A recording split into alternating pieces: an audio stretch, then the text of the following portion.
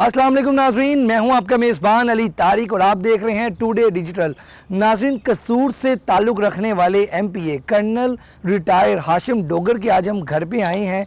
इनके बारे में जानेंगे, इनकी लाइफस्टाइल के बारे में जानेंगे और जानेंगे पूरी ज़िंदगी वर्दी की नौकरी करने के बाद क्या सूझी कि ये सियासत में आ गए। तो आइए फिर चलते हैं।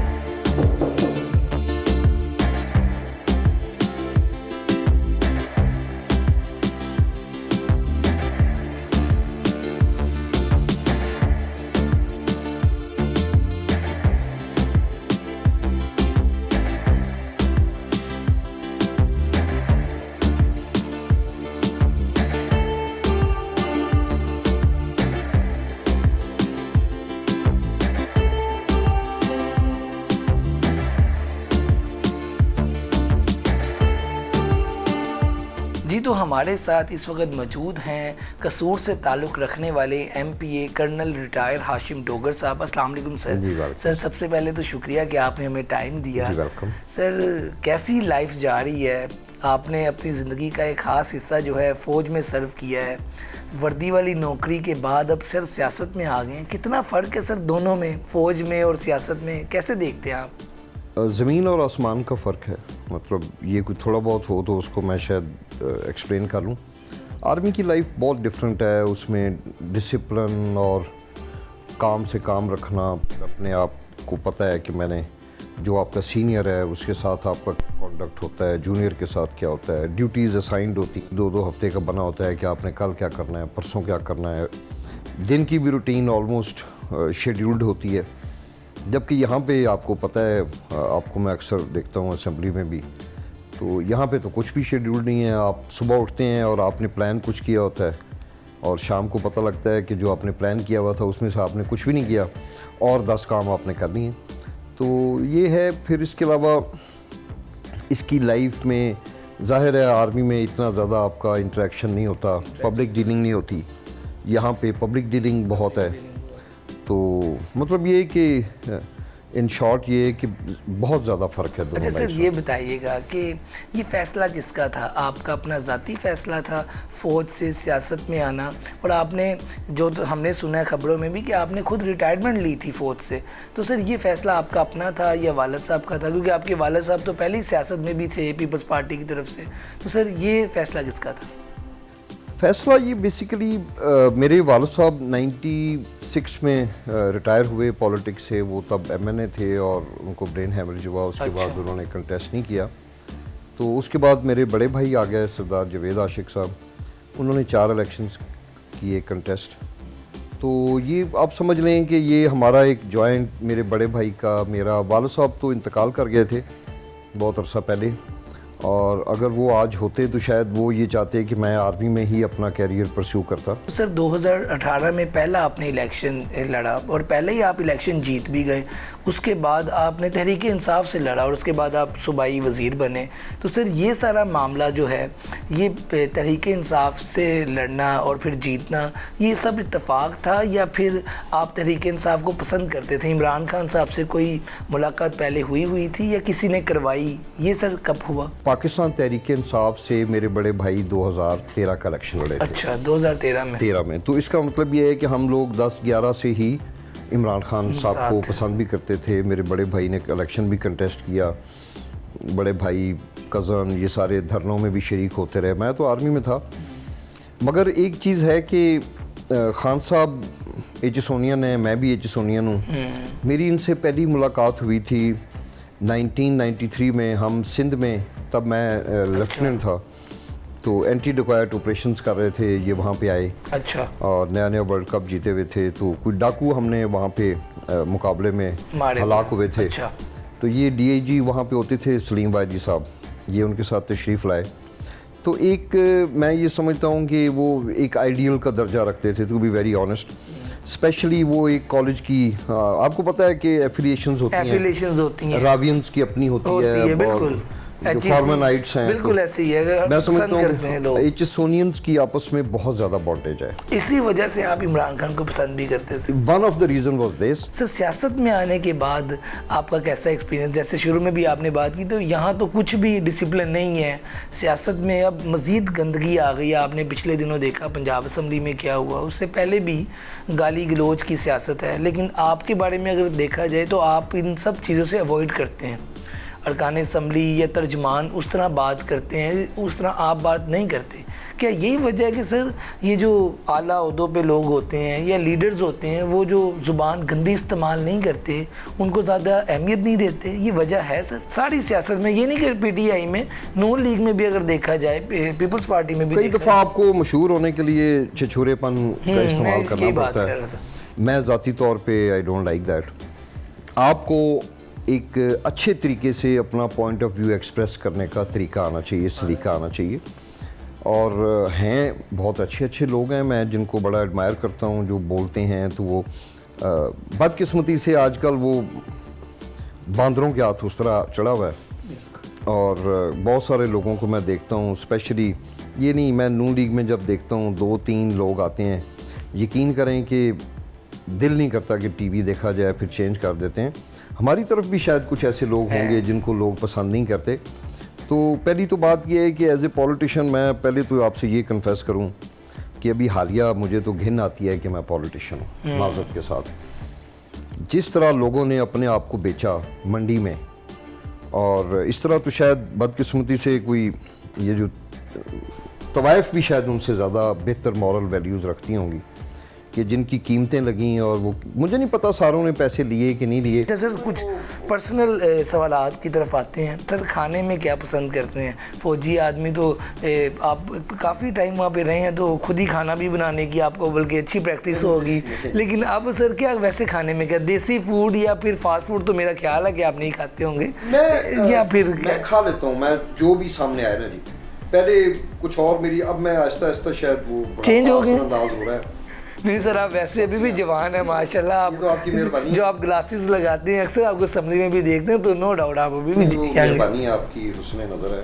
मगर ये कि मैं अब पसंद करता हूँ वेजिटेबल्स हों, घर की बनी हुई कोई भी चीज़ हो, मुझे बाज़ार की चीज़ें पसंद नहीं है। मगर हैविंग सेड दैट, अगर बाज़ार का कोई अच्छा हरीसा हो, पाए हो, कभी कभार ब्लू मून आप पाए खा लें, निहारी खा लें, वो भी शौक़ है।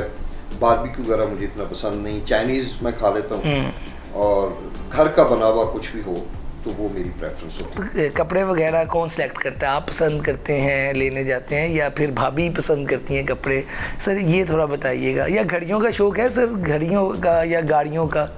ये देखें, ये सारे बड़े महंगे शौक़ हैं, नवाबों के शौक़ हैं। मैं तो घड़ी ये ख़रीदी भी है, थोड़ी सी, इतनी वो सस्ती तो नहीं है। अच्छा। मगर इसको ख़रीदे हुए भी 10-12 साल। अच्छा।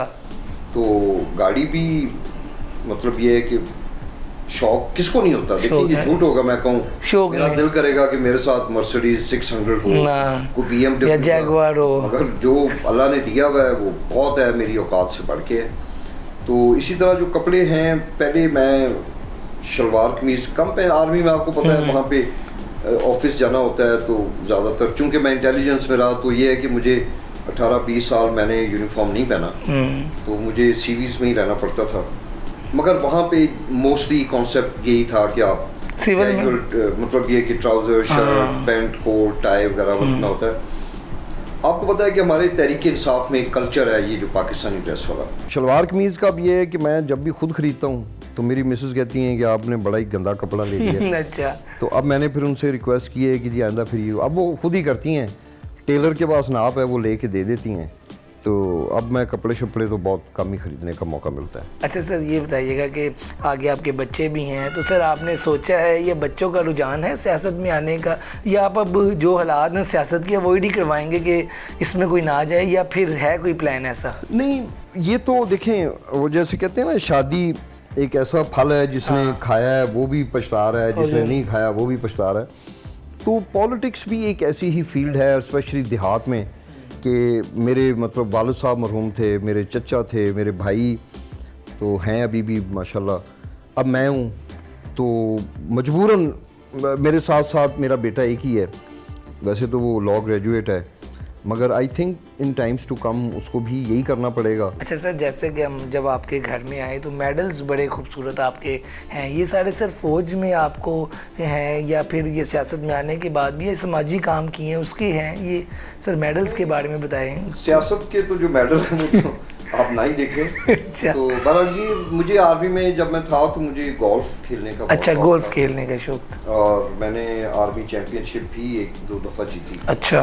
तो काफ़ी अच्छे लेवल पे मैं खेलता रहा। तो ये जितने आपको नज़र आएंगे ये कुछ तो यूनिट्स में जहाँ पे आपने सर्व किया होता है तो उसके आपको एक वो टोकन ऑफ मिलता है, वो मॉन्यूमेंट, यानी कि आपको एक याद दिलाता है कि आपने कहाँ कुछ वो है।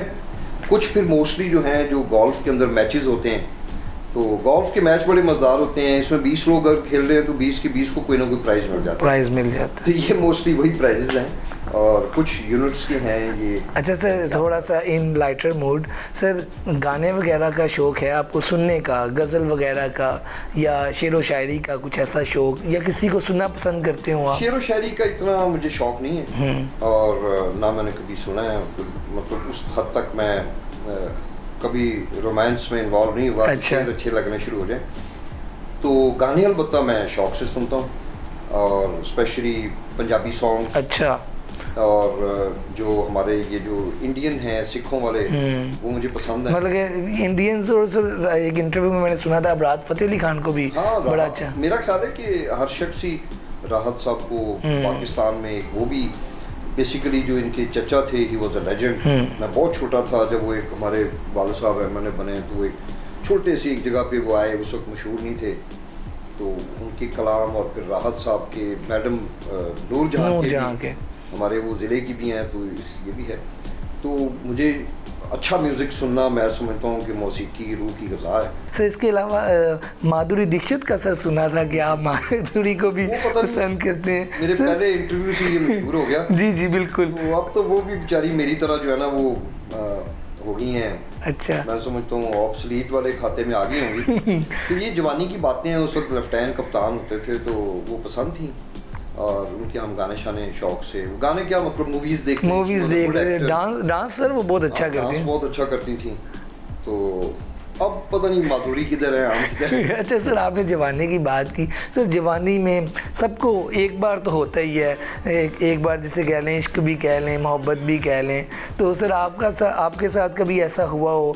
और क्योंकि फ़ौजी थे वाला साहब भी आप जैसे बता रहे हैं, तो कभी वो कहाँ तक पहुँची सर फिर बात कोई ऐसी? मुझे इश्क नहीं हुआ कभी, पता नहीं, मैं हूँ ही बड़ा शायद फजूल किस्म का। नहीं ऐसी बात नहीं है। अच्छा, इश्क नहीं हुआ तो सर पसंद तो आया होगा ना कोई? पसंद तो देखें, ये कहना कि आपको जो चेहरे हैं वो या पर्सनैलिटी, मैं वैसे चेहरों से ज़्यादा जो आपकी पर्सनैलिटी है वो मैटर करती है। अच्छा सर, लास्ट पे हम आपसे पैगाम एक लेना चाहेंगे।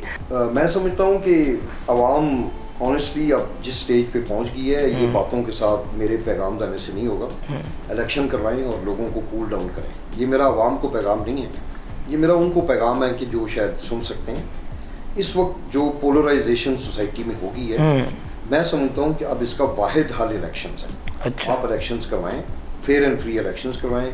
जो पार्टी भी आए, नून लीग आए, पीपल्स पार्टी आए, पीटीआई, जो भी आए उसको आप इक़्तिदार दें। अब ये उन्हें चुगा नहीं बसन वाला। हाँ, अब ये नहीं चल सकता निज़ाम, जहाँ तक पहुँच गया ना। अब इसके बाद इसका एक वाहिद हल जो है ना वो इलेक्शंस। तो आवाम को मैं फिर भी यही कहूँगा कि आप इखलाक का दामन मत छोड़ें, एक दूसरे को ज़रूर अपना पॉइंट ऑफ व्यू कन्वे करें, मगर ऐसे तरीके से ना करेंगे जिससे आपके ऊपर ख़ुद कोई बुरा इफेक्ट हो। जी बिल्कुल, आपने बातें सुनी कर्नल रिटायर हाशिम डोगर साहब की। हम देखते हैं कि माशरे में जो पीटीआई के सपोर्टर्स हैं वो नून लीग को गालियां दे रहे हैं, नून लीग के जो सपोर्टर्स हैं वो पीटीआई को जो है गालियां दे रहे हैं। इन चीज़ों से जो है बचना चाहिए हमें, और जो तफरकाबाजी में इस वक्त पाकिस्तान या मुल्क जा रहा है उससे भी बचना चाहिए। और इसके अलावा आपने हाशिम डोगर साहब की बातें सुनी, इनकी लाइफस्टाइल के ऊपर भी बातें सुनी, और वो बातें जो पहले नहीं पता आपको वो सारी बातें सुनी। और वीडियो अच्छी लगी हो तो आप ये हमारा जो चैनल है डिजिटल का, इसको लाइक भी करें और सब्सक्राइब भी करें। आज की वीडियो के साथ मुझे दें इजाज़त। अल्लाह हाफिज़।